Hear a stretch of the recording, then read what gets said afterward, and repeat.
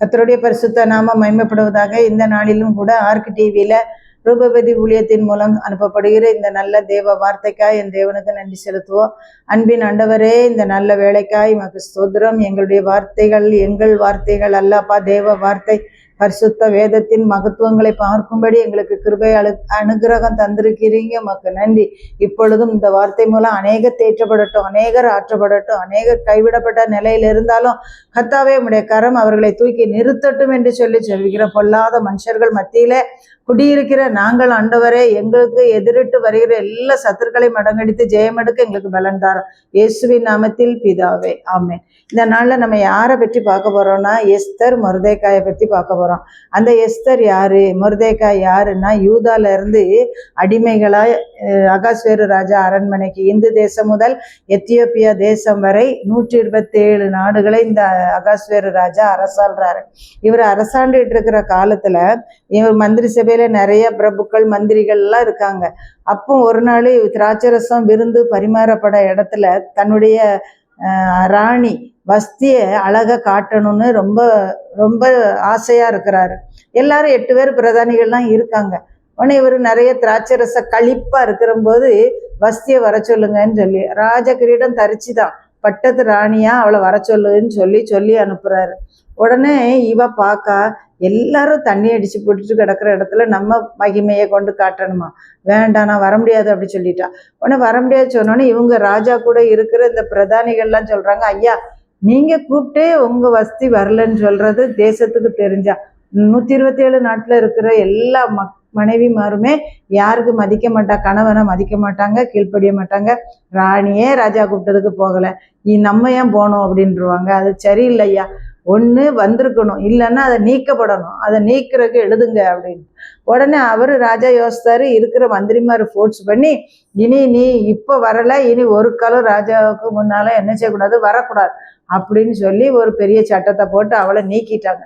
ஒன்று அவருக்கு அதிகாரம், ராஜா எங்கேயோ அங்கே அவர் வார்த்தையில் அதிகாரம் உண்டு, அவ்வளோதான். அப்போ ராஜா சொல்லுக்கு மதிப்பு இல்லைன்னா நம்ம வேதத்தில் போட்டிருக்கு, ராஜா எங்கேயோ ராஜா சொல்லுக்கு அவ்வளோ மரியாதை மதிப்பு இருக்குது. உடனே விளக்கியாச்சு, யாரை விளக்கியாச்சு, வஸ்தியை விளக்கியாச்சு. வஸ்தியை விளக்குனா உடனே வேற ஒரு ஆள் அந்த பட்டத்து ராணியை ஆக்கப்படணும். உடனே தேசத்துல பறைமுறை எடுக்கிறாங்க, சொல்றாங்க எல்லா ராஜாவுக்கு கன்னி பெண்களை தேடுறோன்னு எல்லா நாட்டுல 127 நாட்டிலே அறிவிச்சாச்சு. உடனே எல்லா பெண்களும் வந்தாங்க. உடனே வந்து ராஜாவுக்கு கன்னி பெண்கள் ராஜா கண்ணுக்கு அழகா இருக்கணும், ராஜாவே செலக்ட் பண்ணணும், அதான் ஒரு ரூலு. உடனே எல்லாரையும் வந்தா ஏகாய் வசத்துல போன உடனே நேரம் விட்டுருவாங்களா என்ன, 6 மாதம் வெள்ளை போல தைலம், இந்த அழகுபடுத்துறது, காத்திருக்கிறது எல்லாம் செஞ்சாங்க. கடைசியில் பார்த்தீங்கன்னு சொன்னால் இந்த எஸ்தர் முறை வருது. அப்போ எஸ்தர் போகிற ராஜா முன்னால் அழைக்கப்படும் போது அனுப்புவாங்க. அப்போ எஸ்தர் கண்களில் ராஜாவுக்கு தய கிடச்சிட்டு எஸ்தரை செலக்ட் பண்ணிட்டார் ராஜா, இது போகலாம் அப்படின்ட்டு. உடனே ராஜா வந்த உடனே பிரதானிகள் எஸ்தருக்கு செலக்ட் ஆயிட்டு அப்படின்னு சொன்னா யாருக்கு ரொம்ப சந்தோஷம்னா, எஸ்தர் வந்து ஒரு தாய் தகப்பன் இல்லாத பிள்ளை, அவளை அவன் அண்ணன் முறை மொர்தெகாய் எடுத்து வளர்த்துட்டு இருக்கான். சொல் கேட்டு நல்ல பொண்ணா அழகான பொண்ணா வளர்த்துட்டான். அப்ப இப்போ ராஜாவா பட்டத்து ராணியா செலக்டும் ஆயிருக்கா. இப்ப நம்மளுக்கே பார்த்தீங்கன்னா ஒரு வேலைக்கு நம்ம போறோம்னா எவ்வளோ சந்தோஷமா இருக்கும்ட்டு. இப்போ செலெக்ஷன்ல எம்எல்ஏ முதல்வர், அது ஒரு பெரிய மதிப்பு மரியாதை, ஒரு அவங்களுக்கு சந்தோஷம், அவங்களுக்கு தெரியும். அதே மாதிரி இங்கே எஸ்தர் செலக்ட் ஆயிட்டாளா, உடனே மொர்தெகாய்க்கு எல்லாம் தெரியுது. உடனே ஒரு நாள் இந்த வஸ்தி வந்து இல்லை மொர்தெகாய் அரண்மனை இல்லை, மொர்தெகாய் அரண்மனை இதான் உழம்புது. அகாஸ்வேரு அரண்மனையில் யார் உட்கார்ந்துருக்கான்னா, அவனுக்கு வலது பக்கத்தில் ஆமான் அப்படின்னு சொல்லி ஒரு பொல்லாத ஆகாகியன் ஒரு தீவனக்காரங்க இருக்கான். அவன் ராஜாவுக்கு வலது பக்கத்தில் அவன் தான் எல்லா வேலையும் செய்வான். ஒன்று இந்த ஆமான் வந்து மொர்தெகாய் மேலே காய்மகாரமாக இருப்பான். எதுக்கு காய்மகாரமாக இருப்பான், அவன் யூதன் அப்படின்னு சொன்னா என்ன விசேஷம் தெரியுமா, அவங்க யாருக்கும் தலை குனிய மாட்டாங்க, யாரையும் வணங்க மாட்டாங்க, நம்முடைய தேவனாய கர்த்தரை மட்டும்தான் வணங்குவாங்க, வணங்கக்கூடாது, என்னையேந்தி வேற யாரையும் வணங்கக்கூடாதுன்ற மாதிரி. யூதன் அப்படின்னா அவன் கர்த்தரை உறுதியா பிடிச்சிருப்பான், அவன் யாரையும் பவ் பண்ண மாட்டாங்க, வணங்கவே மாட்டாங்க, தலை குனிய மாட்டாங்க. இந்த மொர்தெகாயும் நான் கர்த்தரை மட்டும் வணங்குவான், இதை யாரை எந்த மனுஷனும் வணங்க அவன் ரெடி இல்லை. ஒன்று எல்லாரும் இந்த மொர்தெகாயை வணங்குவாங்க, ஐயா வணக்கம், ஐயா வணக்கம், ஐயா வணக்கம். ஆனால் இந்த மொர்தெக்காய் மட்டும் ஆமான் மொர்தெக்காய் தானே வணங்காதது இந்த ஆமானுக்கு ரொம்ப வேதனையாக இருக்கும். நம்மளை எல்லாரும் எழும்பி மரியாதை கொடுக்காங்க, இந்த வாசல் உட்கார்ந்துருக்க மட்டும் எழும்பவும் இல்லை, மரியாதை கொடுக்கவும் இல்லை. இவரை எப்படியாவது பழி தீர்க்கணுமேன்னு சொல்லி வர்மம் வச்சு தேடிக்கிட்டே இருப்பான். உடனே கடைசியில் பார்த்தீங்கன்னா ஒரு நாள் சமயம் வாச்சிட்டு, எப்படி சமயம் வாச்சிச்சு, ராஜாட்ட சொல்கிறதுக்கு போகிறான். வஸ்திக்கு பதிலாக எஸ்தர் எடுக்கப்பட்டுச்சால, உடனே கொஞ்ச நாளில் ஒரு கலவரம் வந்துடுது. எப்படி வந்துடுதுன்னா, ராஜாட்ட இவன் போய் சொல்கிறான், ராஜா ராஜா ராஜா, இந்த ஒருவித ஜனங்கள் இந்த இடத்துல என்ன செஞ்சிட்டு இருக்காங்க, ரொம்ப மமதையாக அலையிறாங்க அப்படின்னு. உடனே இது யாருக்காக சொல்லப்படுது அப்படின்னா, நம்ம மொர்தெக்காய்க்காக தான் சொல்லப்பட்டுச்சு. உடனே இது கொஞ்சம் தெரிஞ்சவொடனே எஸ்தர் இந்த மொர்தெக்காய்க்கு ஆமானுக்கும் ராஜாவுக்கும் விருந்து வைக்க வாங்கன்னு கூப்பிட்றான். உடனே எல்லாரும் விருந்துக்கு யாருக்கும் கூப்பிடலை, எனக்கு மட்டும் அழைப்பு வந்திருக்குன்னு இவனுக்கு ரொம்ப கெத்தா பேசி சிரிக்கான் ஆமான். உடனே எஸ்தர் முதல் நாள் திராட்சை ரசம் சாப்பாடு விருந்து எல்லாம் பரிமாறி முடிக்கும்போது ராஜா கேட்காரு, ராஜாத்தியே உன் வேண்டுதல் என்ன, நீ ராஜ்யத்தில் பாதி கேட்டாலும் உனக்கு கிடைக்கும், நீ என்ன வேணும்னு கேளு அப்படிம்பாரு. அப்போ அவ சொல்லுவா, நிதானமாக ஒரு பெண் அவ்வளோ புத்திசாலித்தனமாக நிதானமாக எடுப்பில் கவுக்காம மெதுவாக, ராஜாவே இன்னைக்கு போல நாளைக்கு வைக்கிற விருந்துக்கும் ராஜாவும் ஆமானும் வரணும் அப்படின்னு சொல்லிடுவான். உடனே இவனுக்கு ரெண்டாவது ரொம்ப சந்தோஷம், நாளைக்குள்ள விருந்துக்கும் நானும் ராஜாவும் தான் போகிறோம், ராணி வைக்கிற விருந்து அப்படின்னு சொல்லிட்டு அவன் குதிச்சிட்டு இருக்கான். உடனே மறுநாள் அங்கே வீட்டில் போய் சொல்கிறான், யாரையுமே ராணி கூப்பிடலை, என்ன தான் கூப்பிட்ருக்கா. அப்போ இவன் பெருசாக ஆளாக நினச்சிட்டு போயிட்டான். அங்கே போகிறானா, அப்போ ராஜாட்ட போய் கேட்கும் போது அப்பவும் ராஜா சொல்கிறாரு விருந்து பரிமாறப்படுது. உடனே விருந்து பரிமாறப்படும் போது ராஜா என்ன தவிர யாரை, அதுக்கு இடையில என்ன செய்கிறான்னா, இவன் இந்த ஆமான ராஜாட்ட போய் சொல்லி எப்படியா தூக்கு மரம் ரெடி பண்ணி இந்த தூக்கு மரத்துல இந்த ஆமானை போட்டுறணும். சொல்லுவாங்க, குழியை வெட்டுறவன் அதில் தான் விழுவான், அடைப்பை பிடுங்குறவன பாம்பு கடிக்கும். இவன் ஆமானுக்கு ஒரு தூக்கு மரம் செஞ்சுட்டான். அவன் மனைவி நண்பர்கள் சிறைஸ் எல்லாம் 50 முளை தூக்கு மரம் செஞ்சு அவன் வீட்டில் நாட்டி வச்சிருக்கானா. அந்த நாளில் தான் இந்த ராஜாவுக்கு ராத்திரி தூக்கம் வரலன்னா கால வர்த்தமான நடவடிக்கைகள் எழுதின புஸ்தகத்தை பரட்டி படிக்கும்போது தான் நம்மளை இந்த பிக்தான் தேரஸ்ன்னு 2 பேரும் வர்மம் வச்சு நம்மளை கொலை பண்ண வகை தேடினதை யார் சொன்னா, இந்த மொர்தெக்காயெல்லாம் சொல்லியிருக்கான், அவனுக்கு ஏதாவது கனம் பண்ணப்பட்டுச்சா, இல்லைன்னு போட்டிருக்க அப்படின்னு சொல்லிட்டு யோசிச்சுக்கிட்டே ராத்திரிலாம் தூங்கலவே இல்லை யாரு, இந்த அகாஸ்வேர் ராஜா. உடனே அது நிஜமானு தேடி பார்க்கும்போது அது உண்மையான சம்பவம் நடந்திருக்கு, நம்மளை காப்பாற்றிருக்கான். அவங்கள தூக்கி போட்டு கொண்டுட்டாங்க, தூக்கில் போட்டு கொண்டுட்டான். அப்போ இந்த ஆளுக்கு ஏதாவது சன்மானம் கொடுத்துருக்கணுமே, வெகுமதி கொடுத்துருக்கணுமேன்னு சொல்லிட்டு அப்படியே யோசித்துக்கிட்டு இருக்காரா. இவன் விருந்துக்கு போகிற சந்தோஷம், நம்ம மட்டும்தான் விருந்துக்கு அழைக்கப்பட்டிருக்கோம், நம்ம தான் போகிறோம், அப்படி நான் தான் போகிறேன் அப்படின்னு இவன் வாரான். யார் வாரா, நம்ம ஆள் ஆமான் வந்த உடனே ராஜா கேட்காரு, ஐயா ராஜா கனம் பண்ணுற மனுஷனுக்கு என்ன செய்யப்படணும்னு கேட்பாரு. உடனே இவன் என்ன நினைக்க, அந்த ஆமான், நான் தான் ராஜாவால் கனம் பண்ணப்படுற மனுஷனே நான் தான், என்ன தவிர யார் ராஜா கனம் பண்ண போகிறாரு அப்படின்னு சொல்லிட்டு உடனே ராஜா ஏறுற குதிரை, ராஜா வஸ்திரம் எல்லாம், குதிரை வஸ்திரம் கிரீடம் எல்லாம் வச்சு நகர்வலம் வரணும், ஊரை சுற்றி வரணும். ராஜா கனம் பண்ணுகிற மனுஷனுக்கு இவ்விதமாக செய்யப்படணும் அப்படின்னு அவனை குதிரையில் ஏற்றி அவனுக்கு முன்னால் பறைமுறை எடுத்து இப்படி ஊரை சுற்றி வரணும், ராஜ வஸ்திரம் தரிக்கணும்னு எல்லாம் சொல்லிடுவான். தனக்கு கிடைக்கணும்னு நினச்சிட்டு இவன் இவ்வளோத்தையும் சொல்லியிருப்பான். உடனே ராஜா என்ன சொல்லிடுவார், இந்த அகாஸ்வேரு, நீ இதில் ஒன்று கூட தவறாதபடி எடுத்துகிட்டு போய் அந்த வாசலில் இருக்கான்ல மொர்தெக்காயை செஞ்சு தூக்கி நகர்வெல்லாம் கொண்டு வா அப்படின்னு. எப்படி இருக்கும்னு பாருங்களேன். உடனே இவன் சரி அப்படின்னு சொல்லிட்டு இவன் போய் செஞ்சிடறான். செஞ்ச உடனே தான் திரும்ப அடுத்தது பார்த்தீங்கன்னா, எப்படி இந்த யூதர்களால் வளரவே விடக்கூடாது, இவங்களை கொன்று அழிச்சிடணும் அப்படின்னு நினச்சவன் செத்த முகமாக வீட்டுக்கு போயிடுவான். அது மட்டும் இல்லை, விருந்து வச்சுருக்க 2ஆம் நாள் விருந்துக்கு இந்த விஷயம் இந்த மொர்தெக்காய்க்கு தெரிஞ்சுதான் எஸ்தரும் தாதிமாரும் 3 நாள் அல்லும் பகலும் உபவாசம் இருந்து ஜெபம் பண்ணி ஜீவனுக்காக தன் ஜனத்துக்கு நன்மைக்காக இந்த மன்றாடுனது இந்த மொர்தெக்காயும் எஸ்தர் தோழிமாரும். கடைசியில் ராஜா விருந்துக்கு கூடும்போது இவ சொல்லுவா, ராஜாவுக்கு வர்ற நஷ்டத்துக்கு யாரும் உத்தரவாதம் பண்ண முடியாது அப்படின்னு. உடனே அப்படி செய்ய துணிகரம் கொண்டது யாரு அப்படின்னோடனே இந்த துஷ்ட ஆமான் தான் அப்படின்றான். இந்த துஷ்ட ஆமான் தான் சொன்ன உடனே ராஜா கோபமா பந்தியை விட்டு எழுந்து தோட்டத்துக்குள்ளே போயிடுவார். தோட்டத்துக்குள்ளே போயிட்டு அது திரும்பி வர்றதுக்குள்ளே இந்த ராணி இருக்கிற மெத்தையில் பெட்டில் அவன் படுத்து கிடந்து எனக்கு ஜீவனை தாங்கன்னு கையை போட்டு இப்படி படுத்திருப்பான். உடனே ராஜா தோட்டத்திலேருந்து திராட்சை ரசம் குடிச்சிட்டு உள்ளே வருவாரா. அப்போ இவன் என்ன நான் இருக்கும்போதே ராணியை பலவந்தம் பண்ணேன், துணிஞ்சிட்டானே அப்படின்னு சொல்கிறதுக்குள்ளே அடுத்த ஆட்கள் அவன் மேலே துணியை போட்டு மூடி அவனை என்ன செஞ்சிருவாங்க, எடுத்துகிட்டு போயிடுவாங்க. உடனே அவர் சொல்கிறான், அதான் எல்லாரும் ராஜா அரண்மனையில் நடக்கிறது 4 பேருக்கு தெரியுமே. உடனே ஒருத்தன் சொல்கிறான், இவன் மொர்தெக்காய்க்கு செஞ்சு வச்சு 50 முழ தூக்கு மரம் அவன் வீட்டண்டையில் இருக்குது, அவனை தூக்கி அரௌண்டு தூக்கி போடுங்க அவனை அப்படின்னு. உடனே பாருங்க, நம்ம யாருக்கும் தீமை செய்யவே கூடாது. தீமை செஞ்சால் எவன் குழியை வெட்டுறானோ அந்த குழியை அவனுக்கு தான் சொல்லுவாங்க. அதனால் அடைப்பை பிடுங்குறவனே பாம்பு கடிக்கும், வேண்டாம். நம்ம நன்மை மட்டும் செய்வோம், தீமை யாருக்கும் செய்யவே கூடாதுன்னு நினைப்போம். அப்போ கர்த்தர் நமக்கும் நன்மையானதை தருவார். இந்த மொர்தெக்காய் இருக்கான்ல, அவன் என்ன செய்கிறான் அப்படின்னா தன் ஜனத்துக்காக, தன் குலத்துக்காக, தன் சகோதரர்களுக்காக நன்மை நாடுகிறான், நன்மையானதை தேடுறான், நன்மையை நாடுறான். நாம் இன்னைக்கு சகோதரர்களுக்கு நன்மை நாடுறோமா, நன்மையை தேடுறோமா, யாரும் அழியக்கூடாதுன்னு நினைக்கமா, இல்லை அழிக்கிறதுக்கு இந்த ஆமான் மாதிரி தூக்குமரம் செய்கிறோமா?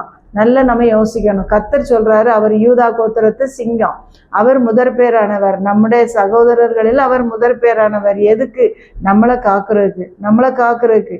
இப்போ நீங்கள் என்ன நினச்சிக்கிட்டாலும் சரிதான், அவர் நமக்காக நன்மை பேசுகிற கர்த்தர், பிதாவின் சமூகத்தில் நமக்காக பரிந்து பேசுகிற கர்த்தர். அவர் சொல்கிறார், என்னை கனம் பண்ணுகிறவர்களை நானும் கனம் பண்ணுவேன், என்னை அறிக்கை பண்ணுகிறவனே நானும் அறிக்கை பண்ணுவேன் பிதாவின் சன்னிதானத்தில். அப்போ கர்த்தர் என்ன செய்கிறாருன்னா, ஆண்டவர் நல்லதா கர்த்தர் என்ன செய்யக்கூடுமா, நமக்கு நன்மைகளை மாத்திரம்தான் செய்வார், மனுஷன் தீமையும் செய்வான்.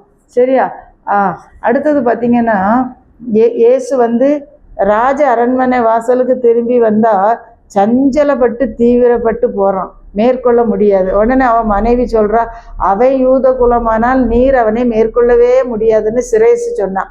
அது ஆமானுடைய மனைவி. பார்த்துங்க, நம்ம யூத குலம், இயேசுடைய பிள்ளைகள், இயேசுவுக்கு பின்னால் யூத கோத்திரத்து ராஜ சிங்கத்துக்கு பின்னால் நம்ம போகும்போது நம்முடைய வாழ்க்கையிலும் எல்லா பகுதியிலையும் ஜெயந்தான் கிடைக்குமே தவிர வேற ஒன்றுமே என்ன செய்யாது, கிடைக்காது. இவன் இந்த மொர்தெக்காய் என்ன பண்ணுறான் அப்படின்னா, சித்தப்பா பொண்ணா எடுத்து வளர்க்குறது மாத்திரமல்ல, அவன் யூதருக்குள்ள ஒரு பெரியவனும் தன் திரளான சகோதரருக்கு பிரியமானவனுமாய் இருந்ததும் அன்றி எல்லாருக்கும் அவன் பிடிக்குமா. யாருக்கு? எஸ்தர் 10:3 போட்டிருக்கு. இந்த மொர்தெக்காய் எல்லா ஜனத்துக்கும் பிரியமானவன், நல்லவன், தன் குலத்தாருக்கு சமாதானம் உண்டாக பேசுகிறவனுமாய் இருக்கான். ரோமர் 8:29 போட்டிருக்கு,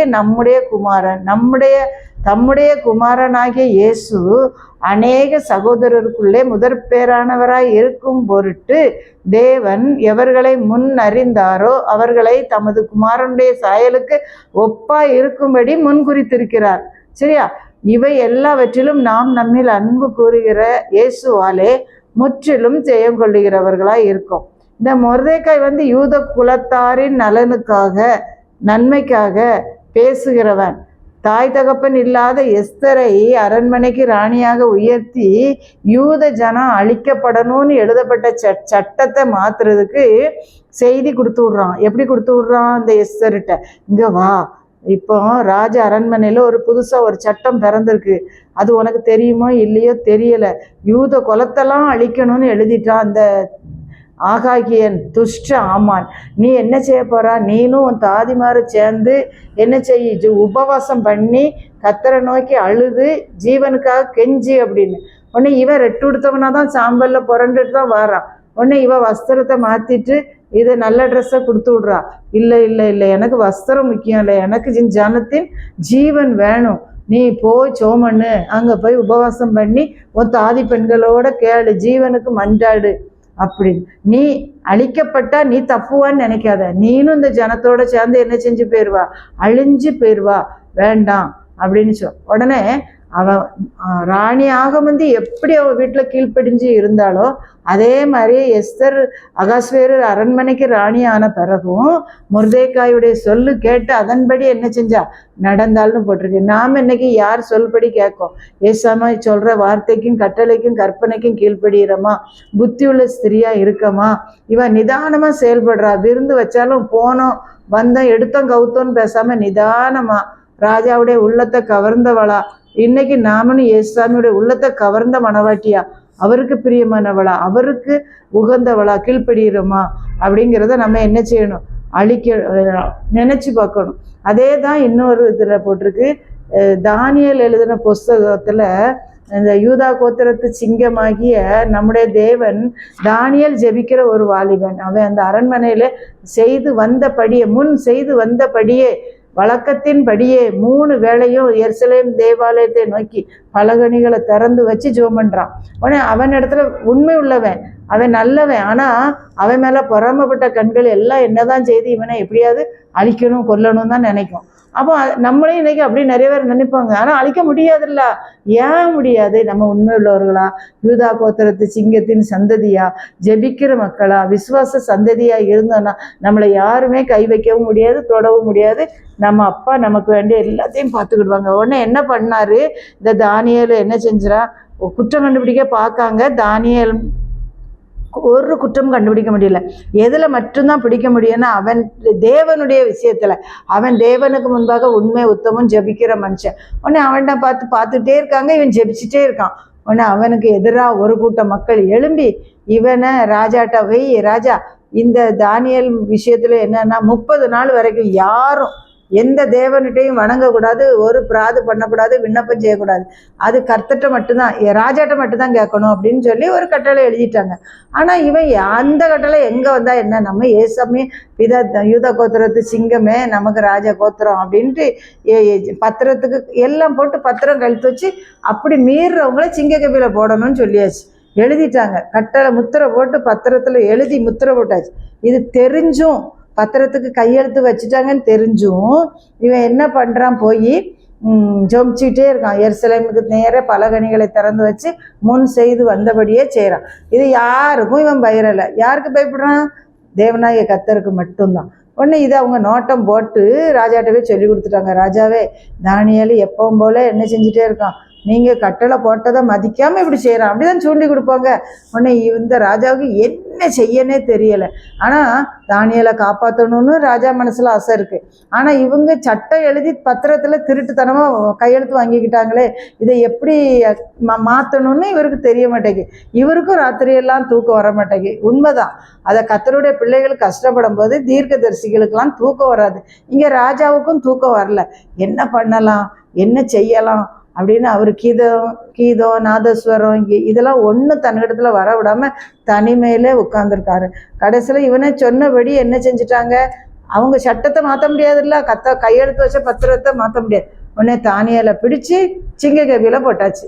சிங்க கபில போட்ட உடனே சிங்கம் என்ன செஞ்சிடும், மேலேருந்து உள்ளே போடும்போதே கடிச்சு தின்றும்.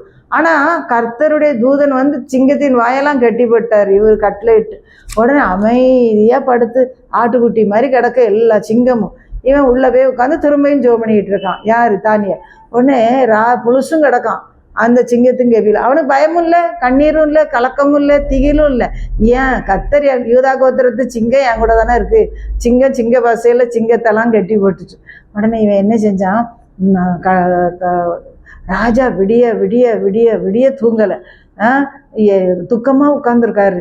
அவனுக்கு என்னாச்சோ, தானியேலுக்கு என்னாச்சோ. அதிகாலையில் விடிய காலமே போட்ட உடனே தான் தின்றுமே, பிறகு என்ன அதிகாலை வரைக்கும் வச்சுக்கிட்டா இருந்து மோந்து பார்த்துட்டா இருக்கும். ஆனால் காலையிலே துயர சத்தமா, தானியேலே நீ ஆராதிக்கிற தேவன் உன்னை தப்புவிக்க வல்லவராக இருந்தாரா அப்படின்னு.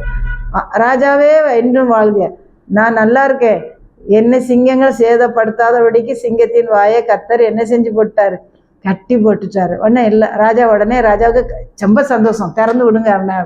உடனே ஒரு சேதம் இல்லாமல் யார் வெளியே வந்துட்டா, யார் வந்தா, தானியேல் வெளியே வந்துட்டான்.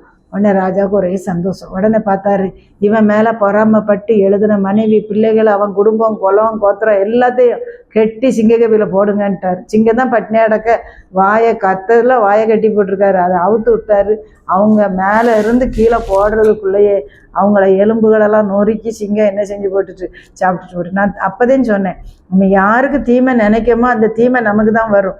அவன் ஜெபம் பண்ணுறான், அவன் ஜெபம் பண்ணிட்டு போகிறான். நீங்கள் எதுக்கு அவனுக்கு விரோதமாக போகிறீங்க? தானியேலுக்கு விரோதமாக எழும்புனவங்க தான் அழிஞ்சாங்க. மொர்தெகாய்க்கு விரோதமாக எழும்புன ஆமான் குடும்பம் தான் அழிக்கப்பட்டுச்சு. அதே மாதிரி நம்ம யாருக்கும் தீமை செய்யலாமான்னு என்ன செய்யக்கூடாது, யோசிக்கக்கூடாது. ஆதியிலே ஆபேல காயின் கொல்லும்போது தேவனாகிய கர்த்தர் வந்து சொல்லுவார், நீ நன்மை செய்தால் மேன்மை இல்லையோ, நீ பாவம் செய்தால் உன் வாசல்ல பாவம் படுத்திருக்குன்னு சொல்கிறாரு. அப்போ இன்னைக்கு நம்ம எதுக்கு பயப்படுறோமோ இல்லையோ பாவம் செய்ய பயப்படணும். அதுவும் அடுத்தவங்களுக்கு தீமை செய்கிறதுக்கு ரொம்ப பயப்படணும். அந்த தீமை உனக்கு நேராக திரும்பினா உன்னால் சமாளிக்கவே முடியாது. அடுத்தது பார்த்தீங்கன்னா இன்னொரு ஆள் இருக்குது, அதுவும் தரியு ராஜா ராஜ்யத்தில் தான். தரியு ராஜா ராஜ்யம் பண்ணிக்கிட்டு இருக்கச்சல யூதால இருந்து வாலிபர்களை அடிமைகளாக கொண்டுட்டு வந்தாங்க. அதில் தான் தானியேல், அனனியா, சாத்ராக், மேஷாக் அப்படிப்பட்ட வாலிபர்கள் வந்தாங்க. அதில் தானியேலும் ஒருத்தன் தான். இந்த இதில் யாரெல்லாம் வந்தாங்கன்னா சாத்ராக், மேஷாக், ஆபேத்நேகோங்கிற வாலிபர்களும் வந்தாங்க.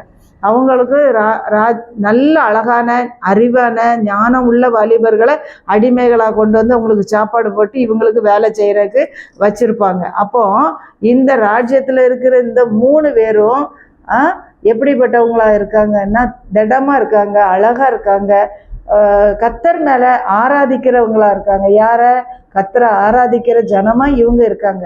அப்போ இவங்களை பார்த்து கர்த்தர் சொல்கிறாரு, ஒரு பெரிய இந்த கர்த்தர் இல்லை, ராஜா சொல்கிறாரு, நான் நிறுத்தின பொறிச்சிலையே நீங்கள் வணங்கணும்னு சொல்லி. உடனே இல்லை, இவங்க 3 பேரும் வணங்கவே இல்லை. மீதி எல்லாரும் அவன் நாதஸ்வரம் இசைக்கருவிகள் இசைக்கும் போது தாழ விழுந்து பணிந்து கொள்ளணும். எதை? பொற்சிலையை. உடனே இவங்க வணங்க முடியாது. நாங்கள் தான் யாதொன்றையும் வணங்கக்கூடாது, உருவத்தையும் வணங்கக்கூடாது, சிலையும் வணங்கக்கூடாது. உடனே அப்போ ராஜாட்ட போய் சொல்கிறாங்க, ஐயா யூதாவிலேருந்து கொண்டு வந்த வாலிபர்கள் வணங்க மாட்டேக்காங்க அப்படின்னு. திரும்ப ராஜா கோவப்பட்டு திரும்ப சொல்ல, இன்னொரு முறை கீத சத்தத்தெல்லாம் நீங்கள் கேட்கும்போது மறுபடியும் விழுந்து நீங்கள் வணங்கலைன்னா எரிகிற அக்கினி சூளையில் உங்களை என்ன செய்வோம், போடுவோம் அப்படின்னாரு. உடனே பயப்படலை, இவங்க தைரியமாக இருக்காங்க. எரிகிற அக்கினி சூளையை ராஜா கட்டளைக்கு கீழ்ப்படியலைன்னொன்னே 7 மடங்கு பலமாக சூடாக்குங்க, ரொம்ப அக்கினியாக போடுங்க, தீ கதான்னு எரியட்டும்ன்ட்டு. திரும்ப இருக்கிற சாதாரணமாக சூடாக்குனதை விட 7 மடங்கு அதிகமாக சூடாக்கிட்டாங்க. சூடாக்கி இவங்க பணிந்து கொள்ள மாட்டோம் நாங்கள். அப்புறம் அவர் ராஜா சொல்கிறாரு, அதுக்கு இவங்க 3 வாலிபர்களும் சொல்கிறாங்க, நீங்கள் விடுவித்தாலும் எங்கள் தேவன் எங்களை விடுவிக்காமலே போயிட்டா கூட நீங்கள் நிறுத்தின சிலையை நாங்கள் வணங்க மாட்டோம்னு உறுதியாக சொன்னோன்னே ராஜாவுக்கு ரொம்ப துமுறா பேசுகிறான்னு தானே சொல்லுவாங்க. கடைசியில் சூளையிட்டு இவங்க வணங்கலை. இவங்களை கட்டி எல்லாரையும் கையை காலை எல்லாம் கெட்டு 3 பேரையும் தூக்கி கொண்டு அந்த அக்னி சூளையில் போடுங்க பாரு. நம்முடைய தேவனுக்கு என்ன பேர்? அவர் பட்சிக்கிற அக்னியாக இருக்கிறார். அவர் இந்த அக்னியை அவர் பட்சிச்சுட்டு இவங்கள உள்ள குளிர்ந்த ஏசி ரூமில் உலாவுறாங்க. ஒன்று 3 பேரும் உலாவுறாங்க. ராஜா அங்கேருந்து பார்க்குறாரு, நம்ம 3 பேரை தானே போட்டோம் அக்னிக்குள்ளே, அங்கே 4 பேர் விடுதலையில் அப்படியே அழகாக நடந்துட்டு வந்துட்டு இருக்காங்களே அப்படின்னு.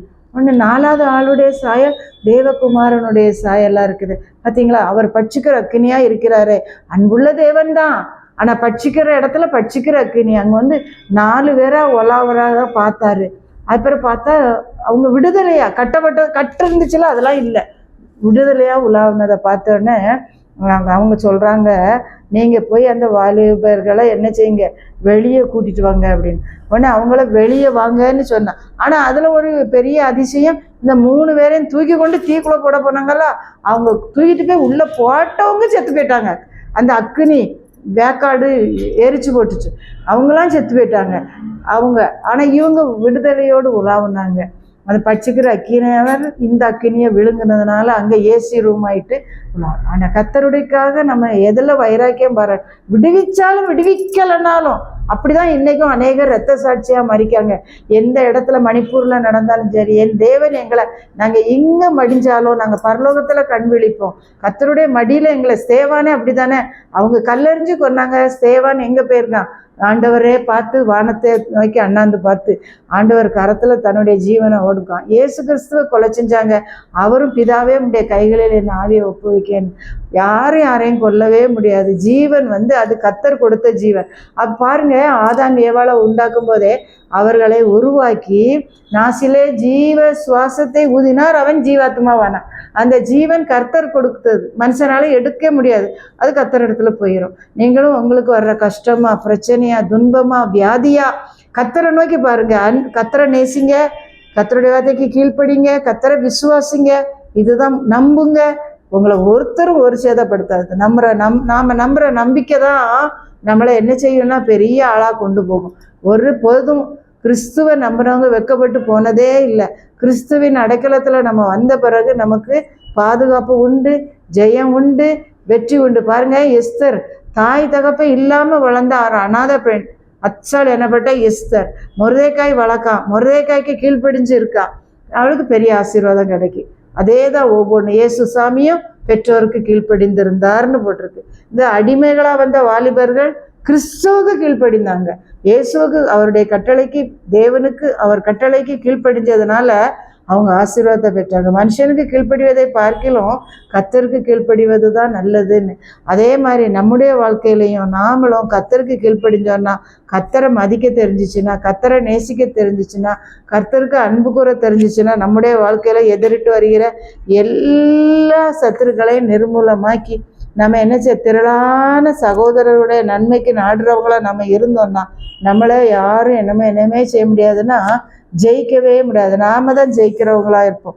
ஆமா, சிங்கத்தின் வாய்க்கு தப்புவித்தவர், அக்னி சூளைக்கு தப்புவித்தவர், ராஜாவின் கையில உயர்த்தின தேவன் நம்முடைய தேவன். நம்முடைய வாழ்க்கையில நம்ம உயர்த்தும்படி கர்த்தருடைய சமூகத்துல நம்மளை அர்ப்பணிப்போமா?